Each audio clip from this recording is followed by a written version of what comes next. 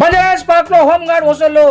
అతడితో పాటు సహాయకుడికి అరెస్ట్ చేసిన పోలీసులు కేబీఆర్ ఉద్యానం ముందున్న జిహెచ్ఎంసీ నడకదారిలో యువతి యువకులకు జంటగా కనిపిస్తే చాలు తన మధ్యవర్తి ద్వారా తెలుసుకొని అక్కడ విధుల్లో ఉండే హోంగార్డ్ వారి ముందు వాలిపోతాడు.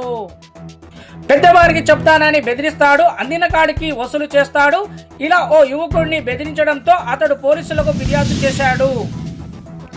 బంజారాహిల్స్ పోలీసులు హోంగార్డులతో పాటు అతడి సహాయకుడిని అరెస్టు చేశారు. వివరాలు: కేబీఆర్ ఉద్యానం వద్ద పెట్రోలియం వాహనాలతో ముందు శ్రీనివాస్ హోంగార్డులా పనిచేస్తున్నాడు. యాదగిరిని సహాయకుడిగా పెట్టుకొని నడకదారిలో తిప్పుతుంటాడు. ఒంటరిగా యువకులకు కనిపిస్తే అతడు హోంగార్డులకు సమాచారం ఇస్తాడు. జంటను గుర్తించిన హోంగార్డ్ వారిని బెదిరించి డబ్బులు వసూలు చేసేందుకు యత్నించాడు.